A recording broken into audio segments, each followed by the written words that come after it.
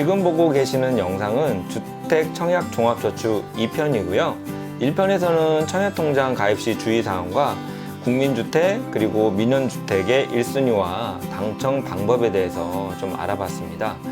영상 2편에서는요, 청약 가점제에 대한 내용, 그리고 청약 가점과 관계없이 우리가 아파트를 분양을 받을 수 있는 신혼부부 특별공급, 그 다음에 생애 최초 특별공급, 그리고 중소기업에 근무하고 있는 일반 직장인들을 위한 중소기업 특별공급에 대한 내용이 담겨져 있습니다. 그리고 마지막으로 제가 이 영상을 준비하면서 좀 참고를 했던 추천 도서에 대한 내용도 간단하게 담았습니다. 자, 청약 가점제는요, 일단 무주택 기간 32점 만점, 그 다음에 부양가족 수 35점 만점, 청약통장 가입 기간 17점 만점인데요. 총 합쳐서 84점 만점입니다. 자, 그런데 무주택 기간은 1년에 2점씩 증가해요. 그리고 무주택 기간은 내가 조절할 수가 없어요. 그냥 시간이 지나야 돼요. 그리고 부양가족 수 같은 경우는 부양가족 수 1명당 5점인데 우리가 이 5점을 더 받기 위해서 무조건 아이를 또 낳을 수도 없는 거잖아요. 예. 자, 일단 그렇고요. 그리고 청약통장 가입 기간이 있는데 청약통장 가입 기간은 1년에 1점씩이에요. 근데 여기서 사실 제일 중요한 건 물론 부양가족 수가 점수가 배점이 제일 높기 때문에 사실 중요하긴 하지만 우리가 조절할 수 있는 걸로 보면 가입 기간밖에 없다라는 거예요. 대부분요, 뭐 5년 막 이렇게 가입하고 있다가 긴급자금 필요하면 이거부터 해지하는, 청약통장부터 해지하는 경우가 있단 말이에요. 내가 뭐 지금 당장 아파트 분양받을 것도 아닌데 이렇게 생각하고 이거 해지하면요, 자녀 1명당 5점이라고 했죠. 그러면 5년 지나면 청약통장 가입기간에 1년에 1점이니까 5점이에요. 그러면 5년 유지하고 이걸 해지하면 이 부양가족 1명을 없애는 거랑 똑같은 거예요. 그렇기 때문에 절대 그러지 않기 위해서는 내 월 소득에 맞춰서 청약통장도 가입하는 게 좋고 최대 10만 원 정도 유지하는 게 좋겠다, 이런 생각이 들어서 좀 말씀을 드렸고요. 그 다음에 그래서 제가 이제 표 하나 보여드릴 건데요. 2018년도 1월에서 10월 달까지 이제 전체 분양 단지 당첨자 평균 가점이 42.95라고 하더라고요.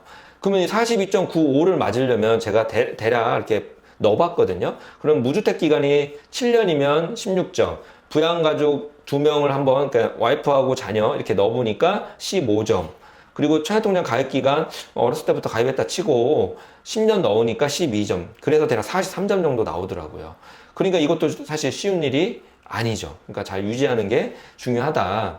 자, 이제 특별공급에 대해서 말씀을 드릴 건데요. 이 특별공급이 의외로 우리한테 정말 좋은 기회를 줄 수가 있어요. 그래서 무조건 막 가점이 낮아 막 이렇게 해가지고 포기하고 있는 게 아니라, 이런 제가 설명드리는 거 한번 들어보시고 나도 여기에 해당될 것 같은데 라고 한다면 꼭 알아보셨으면 좋겠고요. 그리고 이 특별공급은 이제 평생에 딱 한 번만 기회를 주는 거기 때문에 그냥 알아보시고 내가 해당되는지 안 되는지 확인해 보시고 신중하게 청약을 넣으시면 될 것 같습니다. 우선 이제 제일 중요한 게 신혼부부 특별공급이에요. 지금 결혼을 하셨어도 하지 않으셨어도 미리 준비를 하셔야 되고 이 내용을 알고 있으셔야 됩니다.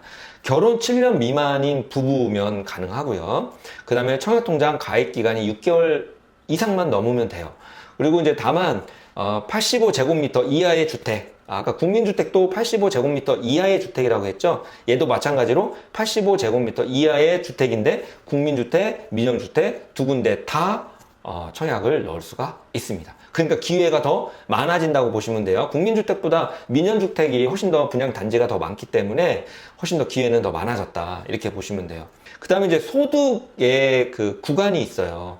도시근로자 월평균 소득이 있는데요. 월평균 소득의 130% 이상이 넘어가면 이 신혼부부라고 하더라도 지원할 수가 없어요. 예를 들어서 우선 공급이 있고 일반 공급이 있는데, 우선 공급 같은 경우는 외벌이인 경우 도시 근로자 월평균 소득 100% 이내라는 거예요. 그러니까 예를 들어서 우리 부부하고 자녀가 1명 있다 그러면 여기 3인 이하에 들어가죠. 그리고 내가 우선 공급에 지원을 할 거야, 그리고 외벌이야 라고 한다면 540만 1814원 이내의 월 소득을 갖고 있으면 지원이 가능하다라는 거예요. 자, 예를 들어서 우린 맞벌이고 그 다음에 우선 공급에 지원할 거야. 근데 우리는 자녀가 둘이야. 그러면 여기 4인 이하에 들어가죠. 그럼 맞벌이 같은 경우는 120% 이하거든요. 그러면 4인 이하이고 120% 이하이면 우리 부부의 소득이 739만 8,242원 이내에 들어가면 우선 공급에 지원할 수가 있다라는 거예요. 이해 가시겠죠? 자, 요거 이제 일반 공급 같은 경우는 이제 외벌이가 100% 초과 120% 이하에 속해야 되고요. 그다음 맞벌이가 120% 초과 130% 이하에 속해야 됩니다. 그래서 최종적으로 결론적으로 도시근로자 월평균 소득의 130%가 넘어가시는 분은 어쨌든 신청하기가 어렵겠다라는 거고요. 여기서 이제 미리 말씀드릴 게 있어요.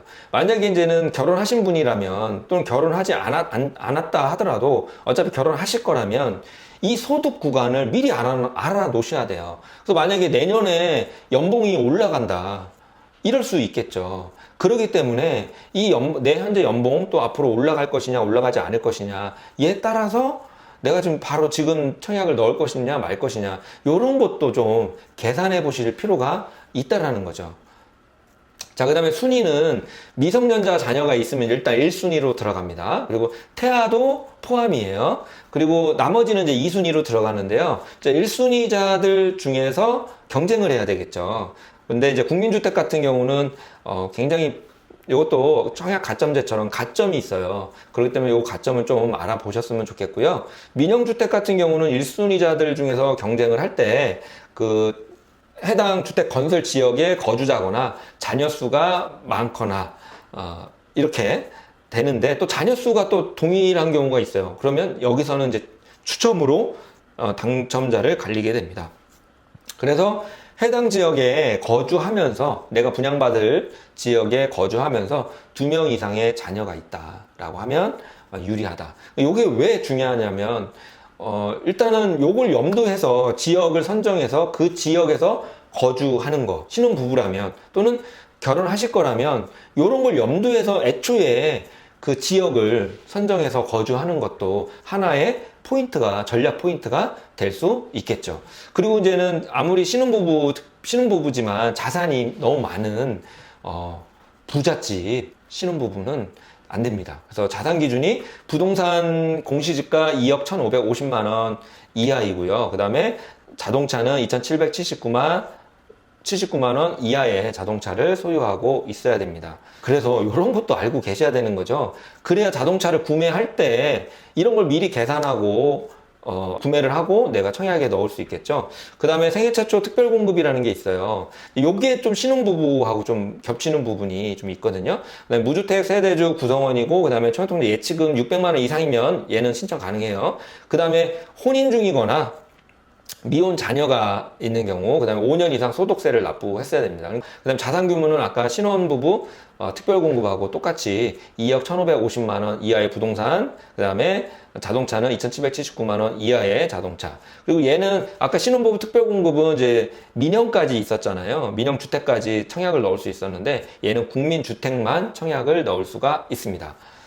자, 그리고 얘는 이제 추첨제로 마음 편안하게 추첨제로 할 수 있으니까 만약에 내가 신혼부부라면 결혼하신 7년 이내에 신혼부부라면 이제 신혼부부 특별공급으로 국민주택, 그다음 민영주택 넣어볼 수 있겠죠. 그 다음에 생애 최초 특별공급으로 국민주택 또 넣어볼 수가 있겠죠. 그러니까 기회가 정말 많다. 생각보다 알고 있으면 기회가 너무 많다 라는 거고요. 자, 그 다음에 또 이분이 그 남편분 또는 아내분이 또 중소기업에 근무하시는 분이라면 중소기업에 5년 이상 근무하신 분이거나 또는 동일한 중소기업에 3년 이상 근무하신 분이라면 또 중소기업 특별공급으로 또 지원할 수가 있어요. 그래서 6개월 이상 청약통장을 갖고 있고 무주택 세대의 구성원이라면 지원을 할 수가 있고요. 이거는 어디서 확인할 수 있냐면 지방 중소기업청 홈페이지 공지사항에 떠 있습니다. 제가 실제로 한번 들어가 봤어요. 그래서 서울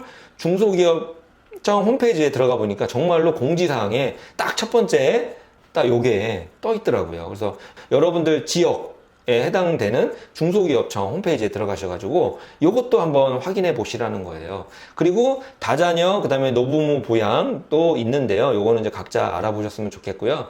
자, 제가 이 특별공급까지 말씀을 드렸는데요.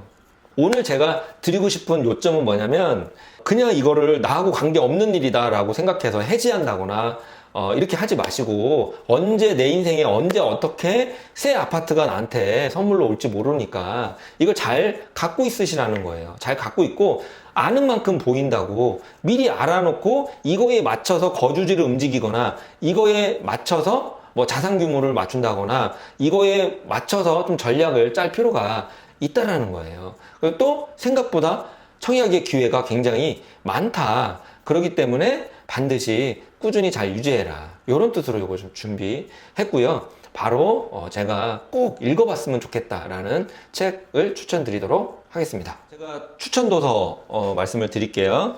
자, 이 책입니다. 대한민국 청약지도라는 책인데요. 일단 뭐 협찬받은 건 절대 아니니까요. 광고 아닙니다. 따끈따끈한 책이고요. 최근 개정된 부동산 정책까지 다 포함이 되어 있어요. 그래서 이거는 지금 당장 청약에 넣을 뿐이 아니더라도 직장인이라면 이 정도는 기본적으로 알고 있어야 되기 때문에 꼭 읽었으면 좋겠다라는 생각이 들고요. 그 다음에 청약의 큰 목차를 보면요. 일단 청약에 숨어 있는 기회를 주목하라. 그리고 하루라도 빨리 청약을 하라. 그 다음에 전략적으로 적극적으로 플랜을 짜라. 그 다음에 청약 없이도 새 아파트 갖는 법 이렇게 되어 있는데 일단 저 이건 2번 읽었습니다. 그래서 2번 읽어보니까 정말 내용이 정말 알찼고요. 이분이 아마도 이 카페도 운영하는 걸로 알고 있고요. 요거 관련 청약을 받을 수 있게끔 컨설팅도 하고 있는 걸로 알고는 있습니다. 그 카페는 제가 들어가 보지는 않았고요. 그 다음에 그 부록으로 같이 주는 게 있어요. 그래서 부동산 빅데이터 IMF가 찝어주는 향후 5년 청약 지도라는 내용이 있는데요. 이렇게 보면 이제 지역별로 이렇게 설명이 되어 있어요. 그래서 이 정도 정보를 좀 알고 있으셔야 나중에 피해를 보지 않으시니까요. 꼭 읽어보시고 도움을 받았으면 좋겠습니다. 제 내용이 좀 도움이 되셨으면 구독과 좋아요 좀 부탁드릴게요.